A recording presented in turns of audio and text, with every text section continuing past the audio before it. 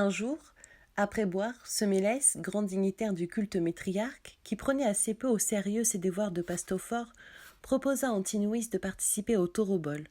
Le jeune homme savait que je m'étais soumis autrefois à une cérémonie du même genre. Il s'offrit avec ardeur.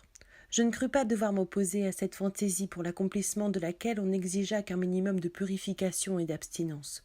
J'acceptai de servir moi-même de répondant avec Marcus Sulpus Castoras, mon secrétaire pour la langue arabe. Nous descendîmes à l'heure dite dans la cave sacrée. Le Bithynien se coucha pour recevoir l'aspersion sanglante.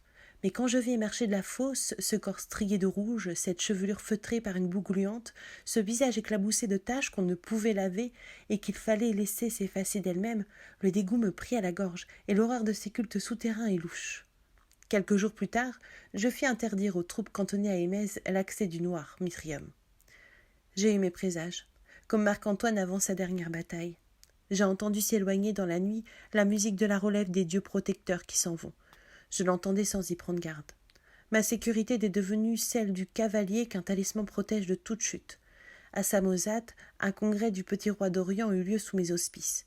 Au cours de chasse en montagne, Abgar, roi d'Osroène, m'enseigna lui-même l'art du fauconnier. Des battues machinées comme des scènes de théâtre précipitèrent dans des filets de pourpre des herdes entières d'antilopes. Antinous s'arc-boutait de toutes ses forces pour retenir l'élan d'un couple de panthères tirant sur leurs lourds colliers d'or. Des arrangements se conclurent sous le couvert de toutes ces splendeurs. Les marchandages me furent invariablement favorables.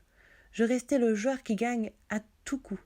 L'hiver se passa dans ce palais d'Antioche où j'avais jadis demandé aux sorciers de m'éclairer sur l'avenir. Mais l'avenir ne pouvait désormais rien m'apporter, rien du moins qui pût passer pour un don. Mes vendanges étaient faites, la moue, la vie emplissait la cuve, j'avais cessé, il est vrai, d'ordonner mon propre destin. Mais les disciplines soigneusement élaborées d'autrefois ne m'apparaissaient plus comme le premier stage d'une vocation d'homme. Il en était d'elles comme de ces chaînes qu'un danseur s'oblige à porter pour mieux bondir quand il s'en sépare. Sur certains points, l'austérité persistait. Je continuai à interdire qu'on servît du vin avant la seconde veille nocturne. Je me souvenais d'avoir vu sur ces meubles tables de bois poli la main tremblante de Trajan. Mais il est d'autres ivresses. Aucune ombre ne se profilait sur mes jours, ni la mort, ni la défaite, ni cette déroute plus subtile qu'on s'inflige à soi-même, ni l'âge qui pourtant finirait par venir. Et cependant, je me hâtais comme si chacune de ces heures était à la fois la plus belle et la dernière. Mes fréquents séjours en Asie mineure m'avaient mis en contact avec un petit groupe de savants sérieusement adonnés à la poursuite des arts magiques. Chaque siècle a ses audaces. Les meilleurs esprits de nôtre, las d'une philosophie qui tourne de plus en plus aux déclamations d'école, se plaisent à rôder sur ces frontières interdites à l'homme. À Tyr, Philon de Bylos m'avait révélé certains secrets de la vieille magicienne phénicienne. Il me suivit à Antioche. Nouménios y donnait des mythes de Platon sur la nature de l'âme, une interprétation qui restait timide, mais qui eût mené loin un esprit plus hardi que le sien. Ses disciples évoquaient les démons. Ce fut un jeu comme un autre. D'étranges figures qui semblaient faites de la moelle même de mes songes m'apparurent dans la fumée du styrax, oscillèrent, se fondirent, ne me laissant que le sentiment d'une ressemblance avec un visage connu et vivant. Tout cela n'était peut-être qu'un simple tour de bateleur. En ce cas, le bateleur savait son métier. Je me remis à l'étude de l'anatomie effleurée dans ma jeunesse, mais ce n'était plus pour considérer sagement la structure du corps. La curiosité m'avait pris de ces régions intermédiaires où l'âme et la chair se mélangent, où le rêve répond à la réalité et parfois la devance, où la vie et la mort échangent leurs attributs et leurs masques. Mon médecin Hermogène désapprouvait ces expériences. Il me fit néanmoins connaître un petit nombre de patriciens qui travaillaient sur ces données. J'essayais avec eux de localiser le siège de l'âme, de trouver les liens qui la rattachent au corps et de mesurer le temps qu'elle met à s'en détacher. Quelques animaux furent sacrifiés à ces recherches. Le chirurgien Satyrus m'emmena dans sa clinique assister à des agonies. Nous rêvions tout haut. L'âme n'est-elle que le suprême aboutissement du corps, manifestation fragile de la peine et du plaisir d'exister? Est-elle au contraire plus antique que ce corps modelé à son image et qui tant bien que mal lui sert momentanément d'instrument? Peut-on la rappeler à l'intérieur de la chair, rétablir entre elles cette union étroite, cette combustion que nous appelons la vie? Si les âmes possèdent leur identité propre, peuvent-elles s'échanger, aller d'un être à l'autre comme le quartier de fruits, la gorgée de vin que deux amants se passent dans un baiser? Tout sage change 20 fois par an d'avis sur ces choses. Le scepticisme le disputait en moi à l'envie de savoir et à l'enthousiasme, à l'ironie. Mais je m'étais convaincu que notre intelligence ne laisse filtrer jusqu'à nous qu'un maigre résidu des faits. Je m'intéressais de plus en plus au monde obscur de la sensation. nuit noire où fulgurent et tournoient d'aveuglants soleils. Vers la même époque, Phlégon, qui collectionnait les histoires de revenants, nous raconta un soir celle de la fiancée de Corinthe, dont il se porta garant. Cette aventure où l'amour ramenait une âme sur la terre et lui rendait temporairement un corps émut chacun de nous, mais à des profondeurs différentes. Plusieurs tentèrent d'amorcer une expérience analogue. Satyrus s'efforça d'évoquer son maître Aspasius, qui avait fait pour lui un de ces pactes, jamais tenu, au terme desquels ceux qui meurent promettent de renseigner les vivants. Antinous me fit une promesse du même genre que je pris légèrement, n'ayant aucune raison de croire que cet enfant ne me survivrait pas. Philon chercha à faire apparaître sa femme morte. Je permis que le nom de mon père et de ma mère fussent prononcés, mais une sorte de pudeur m'empêcha d'évoquer Plotine. Aucune de ces tentatives ne réussit. Mais d'étranges portes s'étaient ouvertes. Peu de jours avant le départ d'Antioche, j'allais sacrifier comme autrefois sur le sommet du mont Cassius. L'ascension fut faite de nuit, comme pour l'Etna. Je n'emmenai avec moi qu'un petit nombre d'amis au pied sûr. Mon but n'était pas seulement d'accomplir un rite propitiatoire dans ce sanctuaire plus sacré qu'un autre. Je voulais revoir de là-haut ce phénomène de l'horreur, prodige journalier que je n'ai jamais contemplé sans un secret cri de joie. À la hauteur du sommet, le soleil fit reluire les ornements de cuivre du temple. Les visages éclairés sourient en pleine lumière, quand les plaines de l'Asie et de la mer sont encore plongées dans l'ombre.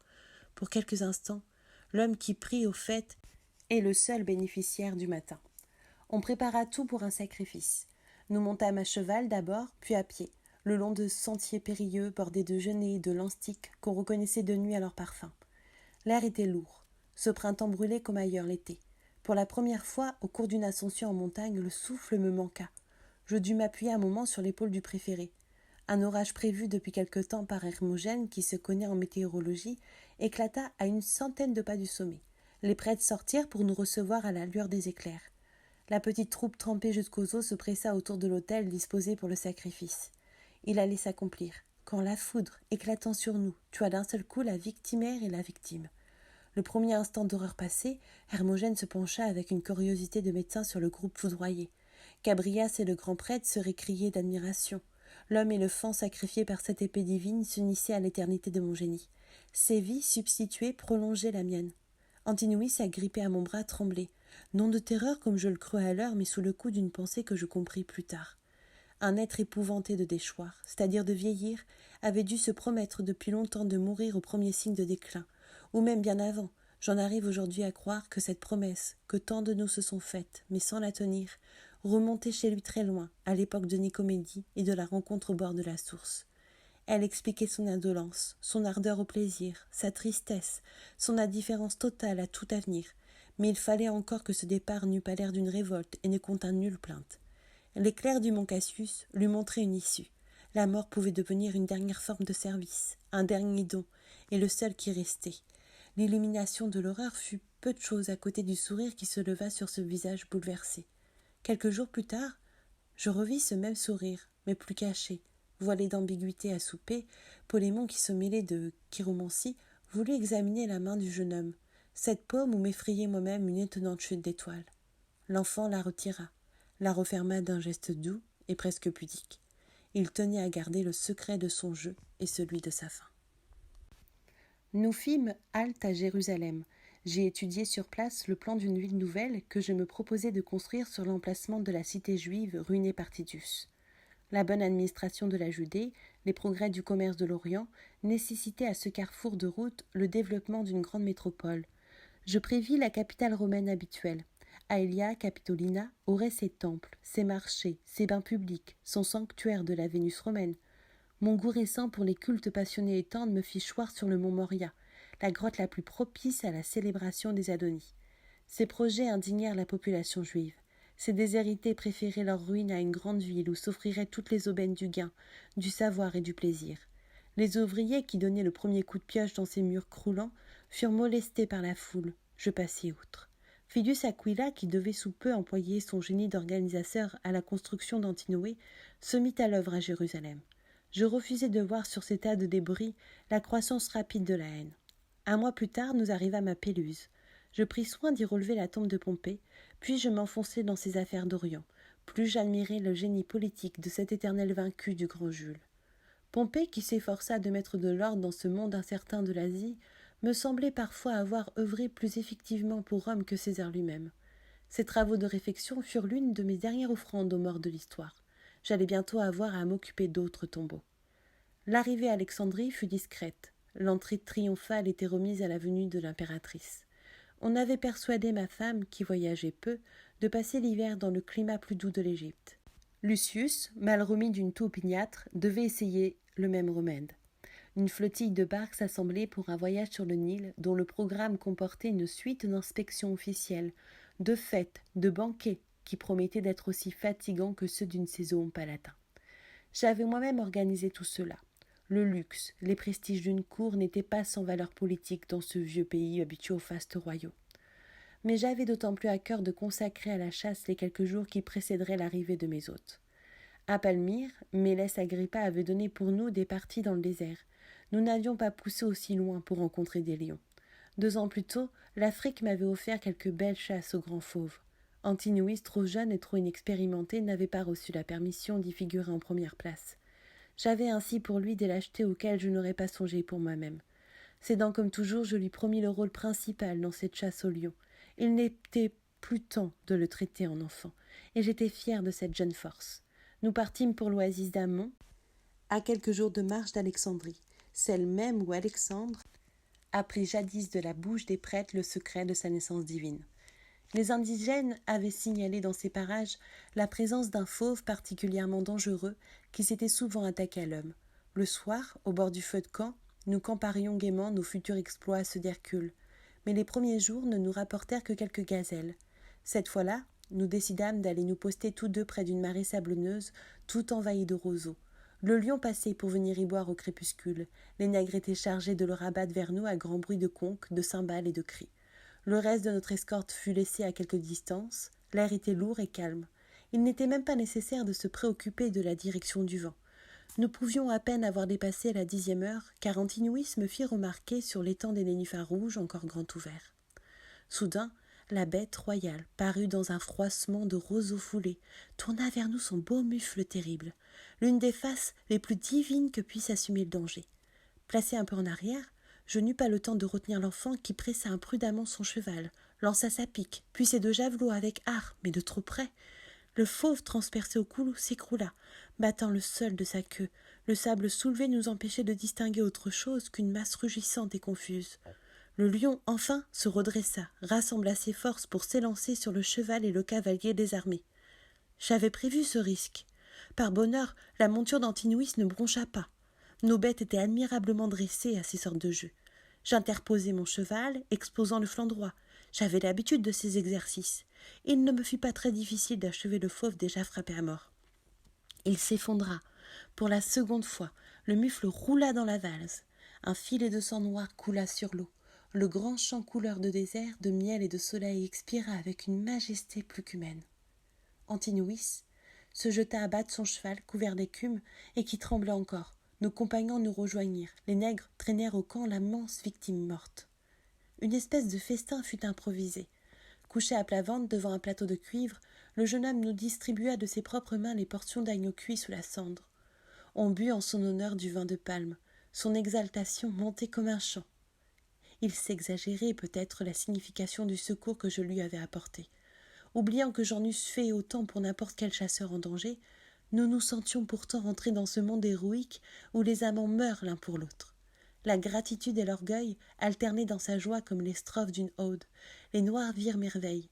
Le soir, la peau écorchée se balançait sous les étoiles suspendues à 2 pieux à l'entrée de ma tente. En dépit des aromates qu'on y avait répandus, son odeur fauve nous hanta toute la nuit. Le lendemain, après un repas de fruits, nous quittâmes le camp. Au moment du départ, nous aperçûmes dans un fossé ce qui restait de la bête royale de la veille. Ce n'était plus qu'une carcasse rouge surmontée d'un nuage de mouches. Nous rentrâmes à Alexandrie quelques jours plus tard. Le poète Pancratès organisa pour moi une fête au musée. On avait réuni dans une salle de musique une collection d'instruments précieux. Les vieilles lyres doriennes, plus lourdes et moins compliquées que les nôtres, voisinaient avec les sitars recourbés de la Perse et de l'Égypte, les pipeaux phrygiens aigus comme des voix d'énuques et de délicates flûtes indiennes dont j'ignore le nom. Un éthiopien frappa longuement sur des calebasses africaines. Une femme, dont la beauté un peu froide m'eût séduit si je n'avais décidé de simplifier ma vie en la réduisant, ce qui était pour moi l'essentiel, joua d'une harpe triangulaire au son triste. Mésomédès de Crète, mon musicien favori, accompagna sur l'ordre hydraulique la récitation de son poème de la Sphinge, œuvre inquiétante, sinueuse, fuyante comme le sable au vent. La salle de concert ouvrait sur une cour intérieure. Des nénuphars s'y étalaient sur l'eau d'un bassin, sous les feux presque furieux d'une après-midi d'août finissante. Durant l'interlude, Pancratès tint à nous faire admirer de près ces fleurs d'une variété rare, rouges comme le sang, qui ne fleurissent qu'à la fin de l'été. Nous reconnûmes aussitôt nos nénuphars écarlates de l'oasis d'Amnon. Pancratès s'enflamma à l'idée du fauve blessé, expirant parmi les eaux fleurs. Il me proposa de versifier cet épisode de chasse. Le sang du lion serait censé avoir teinté les lys des eaux. La formule n'est pas neuve. Je passai pourtant la commande. Ce Pancratès, qui avait tout d'un poète de cour, tourna séance tenante quelques vers agréables en l'honneur d'Antinoïs. La rose, l'hyacinthe, la chélidoine y étaient sacrifiées à ces corolles de pourpre qui porteraient désormais le nom du préféré. On ordonna à un esclave d'entrer dans le bassin pour en cueillir une brassée. Le jeune homme, habitué aux hommages, accepta gravement ces fleurs cireuses aux tiges serpentines et molles. Elles se fermèrent comme des paupières quand la nuit tomba. L'impératrice arriva sur ses entrefaits. La longue traversée l'avait éprouvée. Elle devenait fragile sans cesser d'être dure. Ses fréquentations politiques ne me causaient plus d'ennui comme à l'époque où elle avait sottement encouragé Suétone. Elle ne s'entourait plus que de femmes de lettres inoffensives. La confidente du moment, une certaine Julia Balbilla, faisait assez bien les vers grecs. L'impératrice et sa suite n'entrèrent au lycéum d'où elles sortirent peu. Lucius, au contraire, était comme toujours avide de tous les plaisirs, y compris ceux de l'intelligence et des yeux. À 26 ans, il n'avait presque rien perdu de cette beauté surprenante qui le faisait acclamer dans les rues par la jeunesse de Rome. Il restait absurde, ironique et gai. Ses caprices d'autrefois tournaient en manie. Il ne se déplaçait pas sans son maître-queux. Ses jardiniers lui composaient même à bord d'étonnants parterres de fleurs rares. Il traînait partout son lit, dont il avait lui-même dessiné le modèle, 4 matelas bourrés de 4 espèces particulières d'aromates, sur lesquels il couchait entouré de ses jeunes maîtresses comme d'autant de coussins. Ses pages fardées, poudrées, accoutrées comme les zéphyrs de l'amour, se conformaient du mieux qu'il pouvait à des lubies quelquefois cruelles. Je dus intervenir pour empêcher le petit Boréas, dont il admirait la minceur, de se laisser mourir de faim. Tout cela était agaçant, plus qu'aimable. Nous visitâmes de concert tout ce qui se visite à Alexandrie, le phare, le mausolée d'Alexandre, celui de Marc-Antoine, où Cléopâtre triomphe éternellement d'Octavie, sans oublier les temples, les ateliers, les fabriques et même le faubourg des embaumeurs. J'achetai chez un bon sculpteur tout un lot de Vénus de Diane et d'Hermès pour Italica, ma ville natale, que je me proposais de moderniser et d'orner. Le prêtre du temple des Sérapis m'offrit un service de verrerie opaline. Je l'envoyai à Servianus, avec laquelle, par égard pour ma sœur Pauline, je tâchais de garder des relations passables. De grands projets édilitaires prirent forme au cours de ces tournées assez fastidieuses. Les religions sont à Alexandrie aussi variées que les négoces. La qualité du produit est plus douteuse. Les chrétiens surtout s'y distinguent par une abondance de sectes au moins inutiles. 2 charlatans, Valentin et Basilide, intrigués l'un contre l'autre, surveillés de près par la police romaine. La lie du peuple égyptien profitait de chaque observance rituelle pour se jeter gourdin en main sur les étrangers. La mort du bœuf à Pris provoque plus d'émeutes à Alexandrie qu'une succession impériale à Rome. Les gens à la mode y changent de dieu comme ailleurs on change de médecin, et sans plus de succès. Mais l'or est leur seule idole. Je n'ai vu nulle part solliciteur plus éhonté. Des inscriptions pompeuses s'étalèrent un peu partout pour commémorer mes bienfaits, mais mon refus d'exonérer la population d'une taxe qu'elle était fort à même de payer m'aliéna bientôt cette tourbe. Les 2 jeunes hommes qui m'accompagnaient furent insultés à plusieurs reprises. On reprochait à Lucius son luxe, d'ailleurs excessif, à Antinoïs son origine obscure, au sujet de laquelle couraient d'absurdes histoires à tous deux, l'ascendant qu'on leur supposait sur moi. Cette dernière assertion était ridicule. Lucius, qui jugeait des affaires publiques avec une perspicace surprenante, n'avait pourtant aucune influence politique. Antinoïs n'essayait pas d'en avoir. Le jeune praticien qui connaissait le monde ne fit que rire de ces insultes. Mais Antinoïs en souffrait. Les Juifs, stylés par leurs corélégionnaires de Judée, aigrissèrent de leur mieux cette patte déjà sûre. La synagogue de Jérusalem me délégua son membre le plus vénéré, Akiba, vieillard presque nonagénaire et qui ne savait pas le grec, avait pour mission de me décider à renoncer au projet déjà en voie de réalisation à Jérusalem. Assisté par des interprètes, j'eus avec lui plusieurs entretiens qui ne furent de sa part qu'un prétexte au monologue. En moins d'1 heure, je me sentis capable de définir exactement sa pensée, sinon d'y souscrire. Il ne fit pas le même effort en ce qui concernait la mienne. Ce fanatique ne se doutait même pas qu'on pût raisonner sur d'autres prémices que les siennes. J'offrais à ce peuple méprisé une place parmi les autres dans la communauté romaine. Jérusalem, par la bouche d'Akiba, me signifiait sa volonté de rester jusqu'au bout la forteresse d'une race et d'un Dieu isolé du genre humain. Cette pensée forcenée s'exprimait avec une subtilité fatigante. Je dus subir une longue fuite de raisons savamment déduites, les unes des autres, de la supériorité d'Israël. Au bout de 8 jours, ce négociateur si buté s'aperçut pourtant qu'il avait fait fausse rouste. Il annonça son départ. Je hais la défaite, même celle des autres. Elle m'émeut surtout quand le vaincu est un vieillard. L'ignorant d'Akiba, son refus d'accepter tout ce qui n'était pas ses livres saints et son peuple, lui conférait une sorte d'étroite innocence. Mais il était difficile de s'attendrir sur ce sectaire. La longévité semblait l'avoir dépouillé de toute souplesse humaine. Ce corps décharné, cet esprit sec, était doué d'une dure vigueur de sauterelle. Il paraît qu'il mourut plus tard en héros pour la cause de son peuple, ou plutôt de sa loi. Chacun se dévoue à ses propres dieux. Les distractions d'Alexandrie commençaient à s'épuiser. Phlégon, qui connaissait partout la curiosité locale, la procureuse ou l'hermaphrodite célèbre, proposa de nous mener chez une magicienne. Cette entremetteuse de l'invisible habitait Canope. Nous nous y rendîmes de nuit en barque, le long du canal aux eaux lourdes. Le trajet fut morne. Une hostilité sourde régnait comme toujours entre les deux jeunes hommes. L'intimité à laquelle je les forçais augmentait leur aversion l'un pour l'autre. Lucius cachait la sienne sous une condescendance moqueuse. Mon jeune grec s'enfermait dans un de ses accès d'humeur sombre. J'étais moi-même assez las. Quelques jours plus tard, en rentrant d'une course en plein soleil, j'avais eu une brève syncope dont Antinous et mon noir serviteur Euphorion avaient été les seuls témoins. Ils s'étaient alarmés à l'excès, je les avais contraints au silence. Canope n'est qu'un décor. La maison de la magicienne était située dans la partie la plus sordide de cette ville de plaisir. Nous débarquâmes sur une terrasse croulante. La sorcière nous attendait à l'intérieur, munie des douteux outils de son métier. Elle semblait compétente, elle n'avait rien d'une nécromancienne de théâtre, elle n'était même pas vieille. Ses prédictions furent sinistres.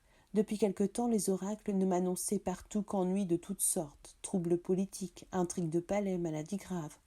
Je crois aujourd'hui que des influences fort humaines s'exerçaient sur ces bouches d'ombre, parfois pour m'avertir, le plus souvent pour m'effrayer.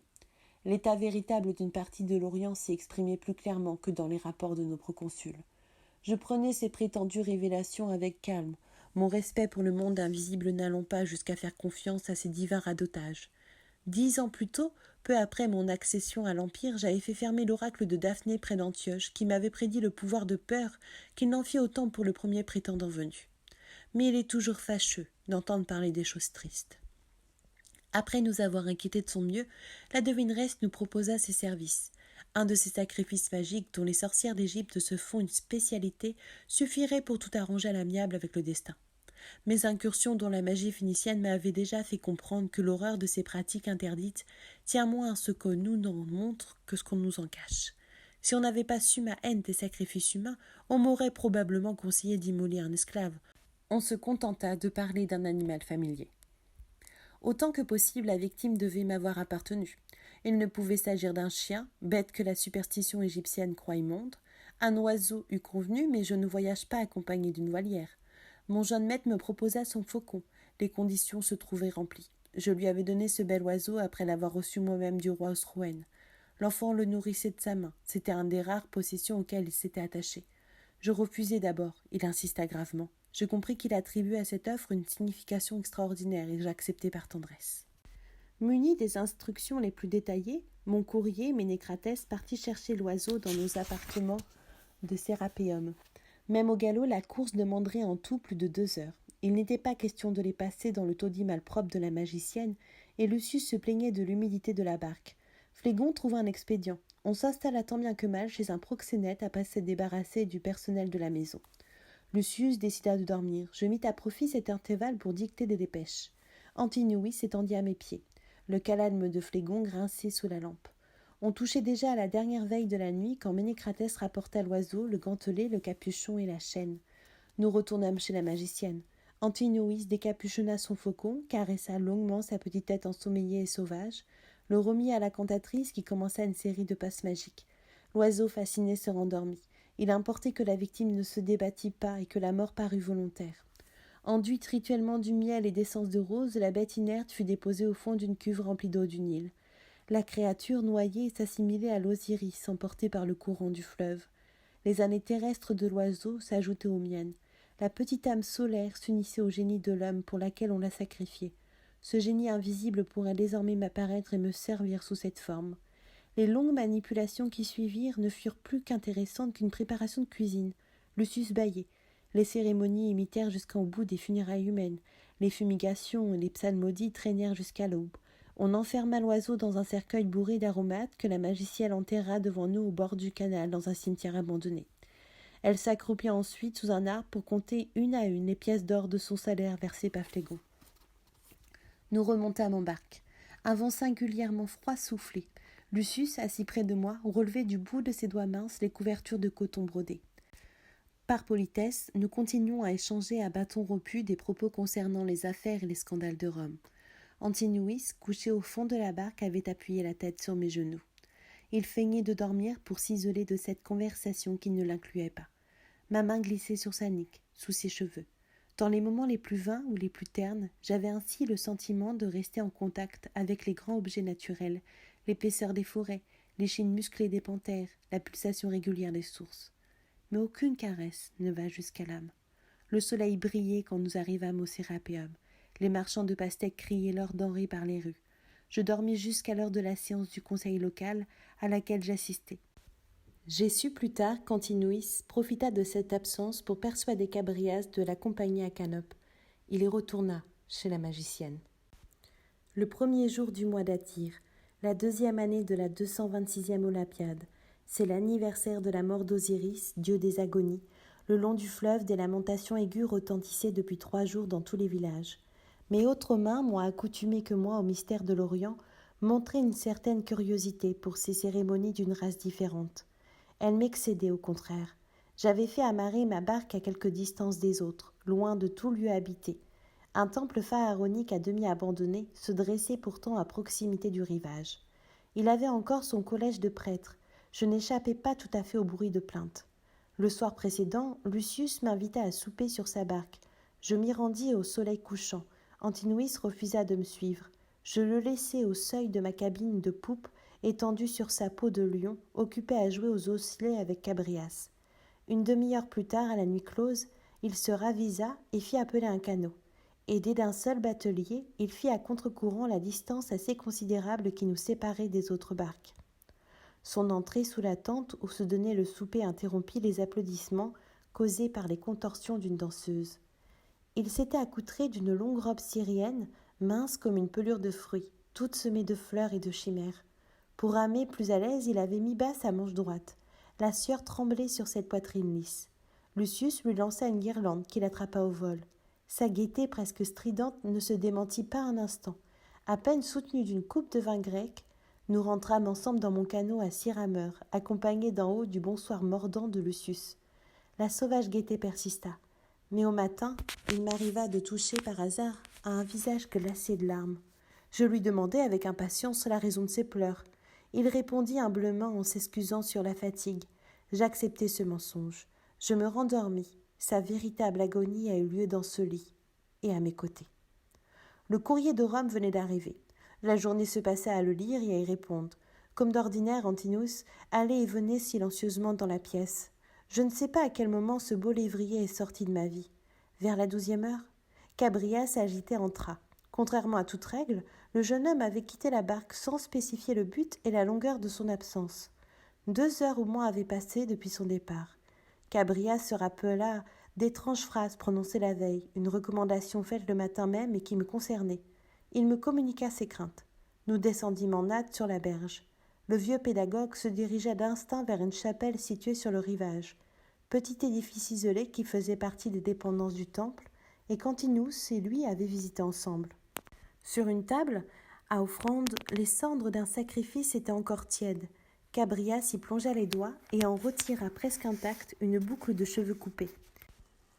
Il ne nous restait plus qu'à explorer la berge. Une série de réservoirs, qui avaient dû servir autrefois à des cérémonies sacrées, communiquaient avec une anse du fleuve, au bord du dernier bassin. Cabrias aperçut, dans le crépuscule qui tombait rapidement, un vêtement plié, des sandales. Je descendis les marches glissantes. Il était couché au fond, déjà enlisé par la boue du fleuve. Avec l'aide de Cabrias, je réussis à soulever le corps qui pesait soudain d'un poids de pierre. Cabrias est là des bateliers qui improvisèrent une civière de toile. Hermogène, appelé à la hâte, ne put que constater la mort.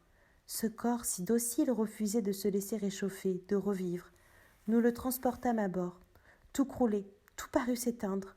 Le Zeus olympien, le maître de tout, le sauveur du monde s'effondrèrent, et il n'y eut plus qu'un homme à cheveux gris sanglotant sur le pont d'une barque. 2 jours plus tard, Hermogène réussit à me faire penser aux funérailles. Les rites de sacrifice dont Antinous avait choisi d'entourer sa mort nous montraient un chemin à suivre. Ce ne serait pas pour rien que l'heure et le jour de cette fin coïncidaient avec ceux où Osiris descend dans la tombe. Je me rendis sur l'autre rive, à Hermopolis, chez les embaumeurs. J'avais vu leurs pareils travailler à Alexandrie. Je savais quel outrage j'allais faire subir à ce gore. Mais le feu aussi est horrible. Qui grille et charbonne cette chair qui fut aimée et la terre où pourrissent les morts. La traversée fut brève. Accroupi dans un coin de la cabine de poupe, Euphorion ululait à voix basse je ne sais quelle complainte funèbre africaine. Ce chant étouffé et rauque me semblait presque mon propre cri. Nous transférâmes le mort dans une salle lavée à grande eau qui me rappelait la clinique de Satyrus. J'aidai le mouleur à huiler le visage avant d'y appliquer la cire. Toutes les métaphores retrouvaient un sens. J'ai tenu ce cœur entre mes mains. Quand je le quittai, le corps vide n'était plus qu'une préparation d'embaumeur. Premier état d'un atroce chef-d'œuvre, substance précieuse traitée par le sel et la gelée de myrrhe, que l'air et le soleil ne toucheraient jamais plus. Au retour, je visitai le temple près duquel s'était consommé le sacrifice. Je parlai aux prêtres. Leur sanctuaire rénové redeviendrait pour toute l'Égypte un lieu de pèlerinage. Leur collège enrichi et augmenté se consacrerait désormais au service de mon Dieu. Même dans mes moments les plus obtus, je n'avais jamais douté que cette jeunesse fût divine. La Grèce et l'Asie le vénéraient à notre manière, par des jeux, des danses, des offrandes rituelles au pied d'une statue blanche et nue. L'Égypte, qui avait assisté à l'agonie, aurait elle aussi sa part dans l'apothéose.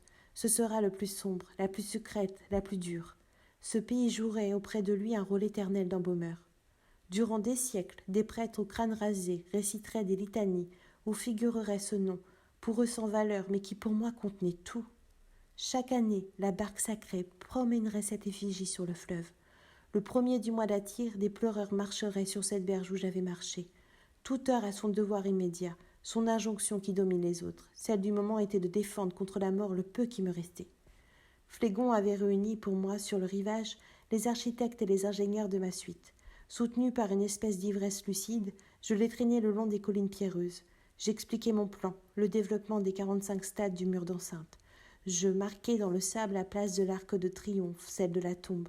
Antinoé allait naître. Ce serait déjà vaincre la mort que d'imposer à cette terre sinistre une cité toute grecque, un bastion qui tiendrait au respect les nomades de l'Éthyrée, un nouveau marché sur la route de l'Inde. Alexandre avait célébré les funérailles d'Héphaïstion par des dévastations et des hécatombes. Je trouvais plus beau d'offrir aux préférés une ville où son culte serait à jamais mêlé au va-et-vient sur la place publique, où son nom reviendrait dans les causeries du soir, où les jeunes hommes se jetteraient des couronnes à l'heure des banquets. Mais sur un point ma pensée flottait. Il semblait impossible d'abandonner ce corps en seul étranger. Comme un homme incertain de l'étape suivante ordonne à la fois un logement dans plusieurs hôtelleries, je lui commandai à Rome un monument sur les bords du Tibre, près de ma tombe. Je pensais aussi aux chapelles égyptiennes que j'avais par caprice fait bâtir à la villa et qui s'avéraient soudain tragiquement utiles. On prit jour pour les funérailles qui auraient lieu au bout des 2 mois exigés par les embaumeurs. Je chargeai mes Omédès de composer des chœurs funèbres. Tard dans la nuit, je rentrai à bord. Hermogène me prépara une potion pour dormir. La remontée du fleuve continua, mais je naviguais sur le Styx, dans les camps de prisonniers sur les bords du Danube. J'avais vu jadis des misérables couchés contre un mur s'y frapper continuellement le front d'un mouvement sauvage, insensé et doux en répétant sans cesse le même nom. Dans les caves du Colisée, on m'avait montré des lions qui dépérissaient parce qu'on leur avait enlevé le chien avec qui on les avait accoutumés à vivre.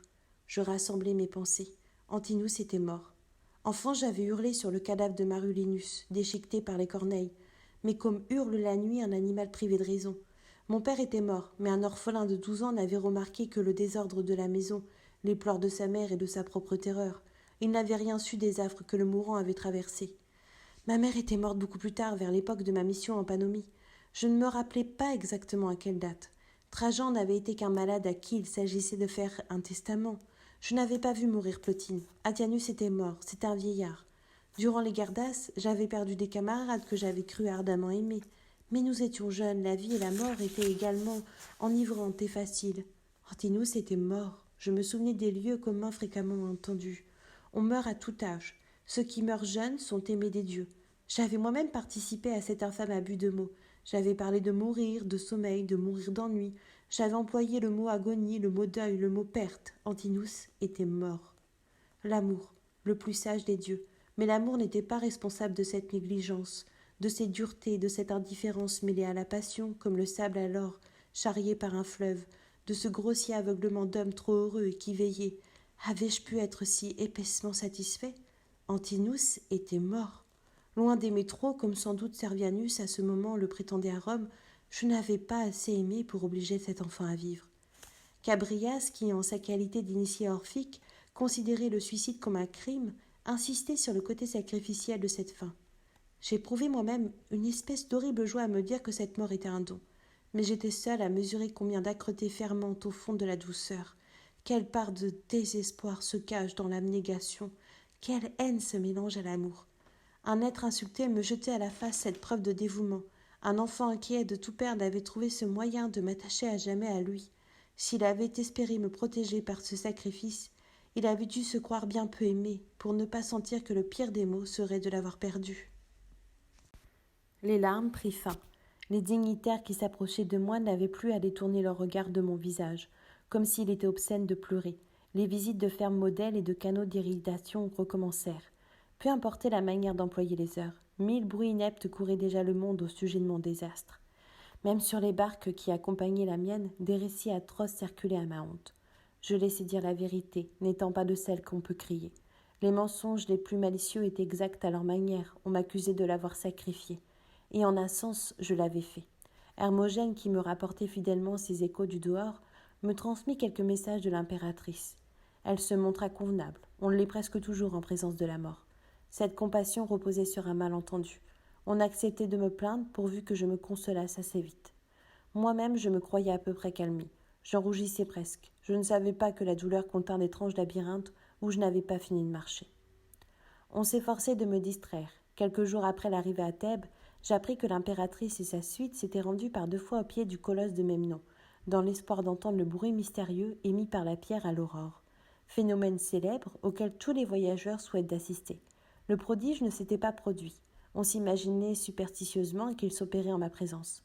J'acceptai d'accompagner le lendemain les femmes. Tous les moyens étaient bons pour diminuer l'interminable longueur des nuits d'automne. Ce matin-là, vers la 11e heure, Euphorio entra chez moi pour raviver la lampe et m'aider à passer mes vêtements. Je sortis sur le pont. Le ciel encore tout noir était en vérité le ciel d'airain, des poèmes d'Homère, indifférents aux joies et aux maux des hommes. Il y avait plus de 20 jours que cette chose avait eu lieu. Je pris place dans le canot. Le court voyage n'alla pas sans cris et sans frayeur de femme. On nous débarquâmes au loin du colosse. Une bande d'un rose fade s'allongea à l'Orient. Un jour de plus commençait. Le son mystérieux se produisit par 3 fois. Ce bruit ressemblait à celui qui fait en se brisant la corde d'un arc. L'inépuisable Julia Babilla enfanta sur le champ une série de poèmes. Les femmes entreprirent la visite des temples. Je les accompagnai un moment le long des murs criblés d'hiéroglyphes monotones. J'étais excédée par ces figures colossales de rois, tous pareils, assis côte à côte, appuyant devant eux leurs pieds longs et plats, par ces blocs inertes où rien n'est présent de ce qui pour nous constitue la vie ni la douleur, ni la volupté, ni le mouvement qui libère les membres, ni la réflexion qui organise le monde autour d'une tête penchée. Les prêtres qui me guidaient semblaient presque aussi mal renseignés que moi-même sur ces existences abolies. De temps à autre, une discussion s'élevait au sujet d'Arnaud. On savait vaguement que chacun de ces monarques avait hérité d'un royaume gouverné. Ces peuples procréaient son successeur, rien d'autre ne restait. Ces dynasties obscures remontaient plus loin que Rome, plus loin qu'Athènes, plus loin que le jour où Achille mourut sous les murs de Troie, plus loin que le cycle astronomique de 5000 années calculé par Ménon pour Jules César. Me sentant là, je congédiai les prêtres. Je me reposai quelque temps à l'ombre du colosse avant de remonter en barque. Ses jambes étaient couvertes jusqu'aux genoux d'inscriptions grecques tracées par des voyageurs. Des noms, des dates, une prière, un certain Servius Suavis, un certain Eumène qui s'était tenu à cette même place 6 siècles avant moi, un certain Pagnon qui avait visité Thèbes 6 mois plus tôt. Une fantaisie me vint, que je n'avais pas eue depuis l'époque où enfant j'inscrivais mon nom sur l'écorce des châtaigniers dans un domaine d'Espagne. L'empereur qui se refusait à faire graver ses appellations et ses titres sur les monuments qu'il avait construits, prit sa dague et égratigna dans cette pierre, dure quelques lettres grecques, une forme abrégée et familière de son nom, Alepiano. C'était encore s'opposer au temps, un nom, une somme de vie dont personne ne computerait les éléments innombrables, une marque laissée par un homme égaré dans cette succession de siècles. Tout d'un coup, je me souviens qu'on était au 20e jour du mois d'Atyr, au 5e jour avant nos calendes de décembre. C'était l'anniversaire d'Antinous. L'enfant, s'il vivait, aurait aujourd'hui 20 ans. Je rentrai à bord. La plaie fermée trop vite s'était rouverte. Je criai le visage enfoncé dans un coussin qu'au fourrion glissa sous ma tête. Ce cadavre et moi partions à la dérive, emportés en sens contraire par deux courants du temps. Le 5e jour avant les calendes de décembre, le 1er du mois d'Atyr, chaque instant qui passait enlisait ce corps, recouvrait cette fin. Je remontai la pente glissante, je me servais de mes ongles pour exhumer cette journée morte. Flégon, assis face au seuil, ne se souvenait du va-et-vient dans la cabine de poupe que par l'arrêt de lumière qu'il avait gêné chaque fois qu'une main poussait le battant. Comme un homme accusé d'un crime, j'examinais l'emploi de mes heures, une dictée, une réponse au Sénat d'Éphèse. À quel groupe de mots correspondait cette agonie? Je reconstituais le fléchissement de la passerelle sous les pas pressés, la berge aride, le dallage plat, le couteau qui scie une boucle au bord de la tempe, le corps incliné, la jambe qui se replie pour permettre à la main de dénouer la sandale, une manière unique d'écarter les lèvres en fermant les yeux. Il avait fallu au bon nageur une résolution désespérée pour étouffer dans cette boue noire. J'essayais d'aller en pensée jusqu'à cette révolution par où nous passons tous, le cœur qui renonce, le cerveau qui s'enraille, les poumons qui cessent d'aspirer la vie. Je subirais un bouleversement analogue, je mourrais un jour, mais chaque agonie est différente. Mes efforts pour imaginer la sienne n'aboutissaient qu'à une seule fabrication sans valeur. Il était mort, seul. J'ai résisté, j'ai lutté contre la douleur comme contre une gangrène. Je me suis rappelé des entêtements, des mensonges, je me suis dit qu'il eût changé, engraissé, vieilli. Peine perdue. Comme un ouvrier consciencieux s'épuise à copier un chef-d'œuvre, je m'acharnais à exiger de ma mémoire une exactitude insensée. Je recréais cette poitrine haute et bombée comme un bouclier. Parfois, l'image jaillissait d'elle-même, un flot de douceur m'emportait. J'avais revu un verger de Tibur, les fèbres ramassant les fruits de l'automne dans sa tunique retroussée en guise de corbeille. Tout manquait à la fois. L'associé des fêtes nocturnes, le jeune homme qui s'asseyait sur les talons pour aider au fourrion à rectifier les plis de ma toge. À en croire les prêtres, l'ombre aussi souffrait, regrettait l'abri chaud qu'était pour elle son corps, hantait en gémissant les parages familiers, lointaines et toutes proches, momentanément trop faibles pour me signifier sa présence. Si c'était vrai, ma surdité était pire que la mort elle-même. Mais avais-je bien compris ce matin-là le jeune vivant sanglotant à mes côtés? Un soir, Cabrias m'appela pour me montrer dans la constellation de l'Aigle une étoile jusqu'à-là assez peu visible qui palpitait soudain comme une gemme, battait comme un cœur. J'en fis son étoile, son signe. Je m'épuisais chaque nuit à suivre son cours. J'ai vu d'étranges figures dans cette partie du ciel. On me crut fou, mais peu importe. La mort est hideuse, mais la vie aussi. Tout grimacé. La fondation d'Antinoé n'était qu'un jeu dérisoire. Une ville de plus, un abri aux frères, aux fraudes des marchands, aux exactions des fonctionnaires, aux prostitutions, aux désordres, aux lâches qui pleurent leur mort avant de les oublier. L'apothéose était vaine. Ces honneurs si publics ne serviraient qu'à faire de l'enfant un prétexte à bassesse ou à ironie, un objet posthume de convoitise ou de scandale, une de ces légendes à demi pourries qui encombrent les recoins de l'histoire. Mon deuil n'était qu'une forme de débordement, une débauche grossière. Je restais celui qui profite, celui qui jouit, celui qui expérimente. Le bien-aimé me livrait sa mort. Un homme frustré pleurait sur soi-même. Les idées grinçaient, les paroles tournaient à vide, les voix faisaient leur bruit de sauterelles au désert ou de mouches sur un tas d'ordures.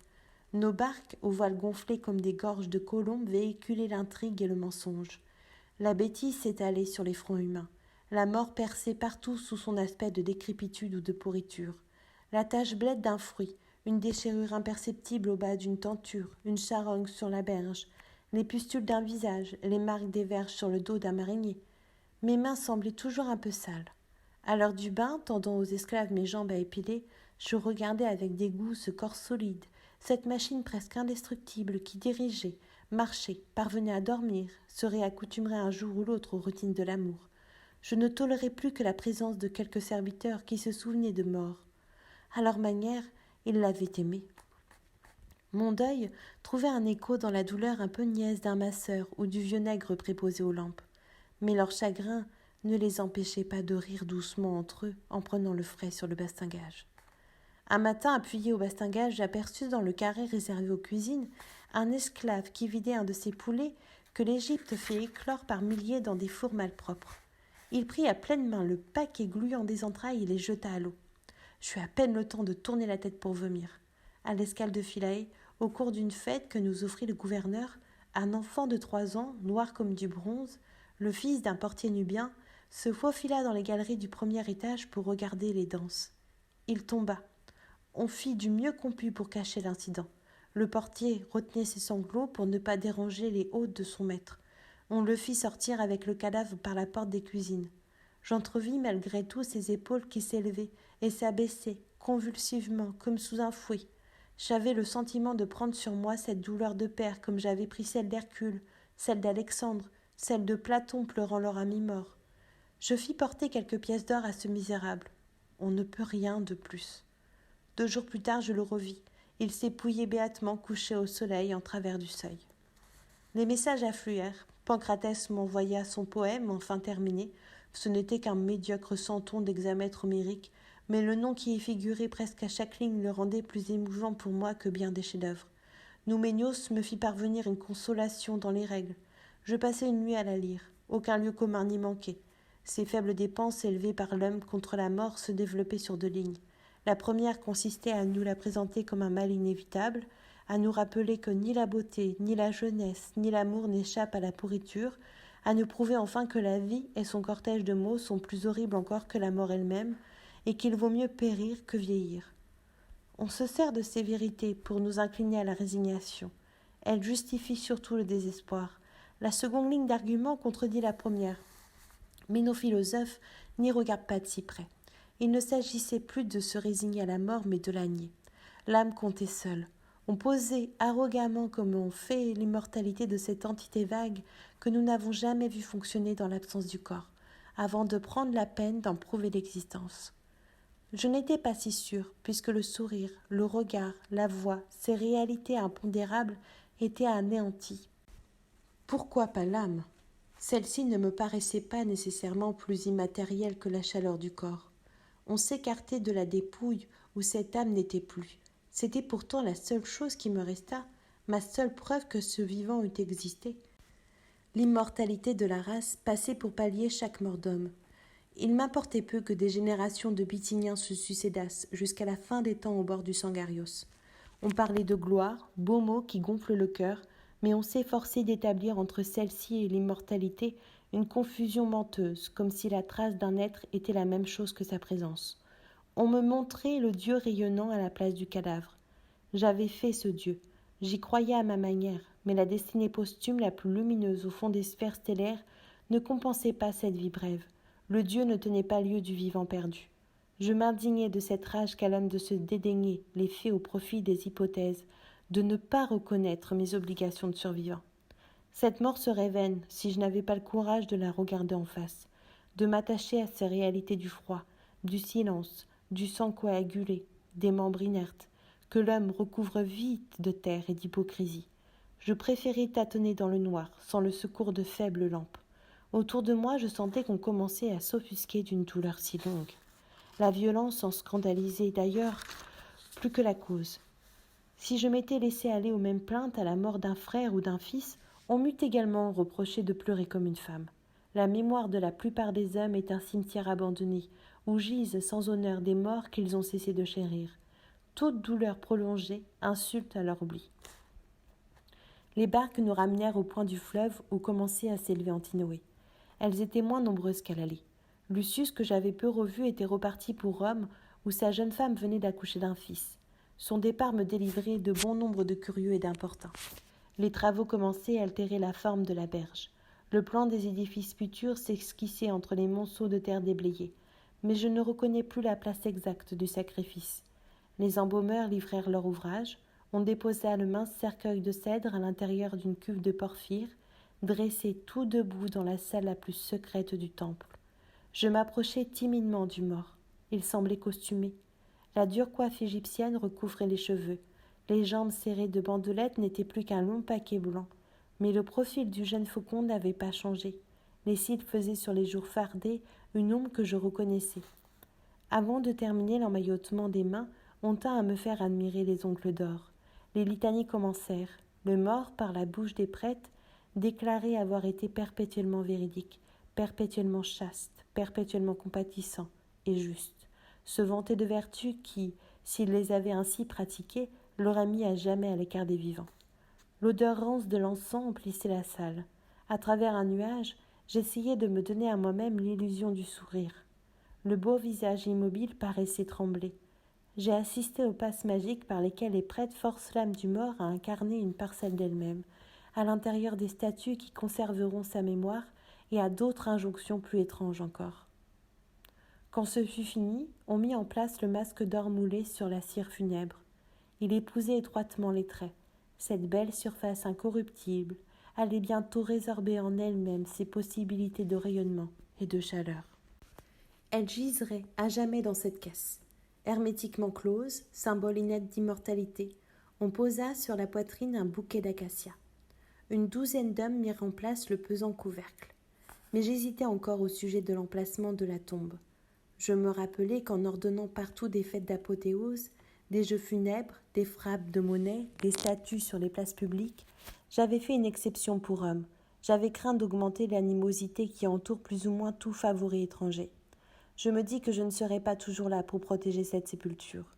Le monument prévu aux portes d'Antinoé semblait aussi trop peu public, peu sûr. Je suivis l'avis des prêtres. Ils m'indiquèrent au flanc d'une montagne de la chaîne arabique, à 3 lieues environ de la ville, une de ces cavernes destinées jadis par les rois d'Égypte à leur servir des puits funéraires. Un attelage de bœufs traîna le sarcophage sur cette pente. À l'aide de cordes, on le fit glisser le long de ces corridors de mine. On l'appuya contre une paroi de roc. L'enfant de Claudiopolus descendait dans la tombe comme un pharaon, comme un Ptolémée. Nous le laissâmes seul. Il entrait dans cette durée sans air, sans lumière, sans saison et sans fin, auprès de laquelle toute vie semble brève. Il avait atteint cette stabilité, peut-être ce calme. Les siècles encore contenus dans le sein opaque du temps passeraient par milliers sur cette tombe sans lui rendre l'existence, mais aussi sans ajouter à sa mort, sans empêcher qu'il eût été. Hermogène me prit par le bras, pour m'aider à remonter à l'air libre. Ce fut presque une joie de se retrouver à la surface, de revoir le froid ciel bleu entre 2 pans de roches fauves. Le reste du voyage fut court. À Alexandrie, l'impératrice se rembarqua pour Rome.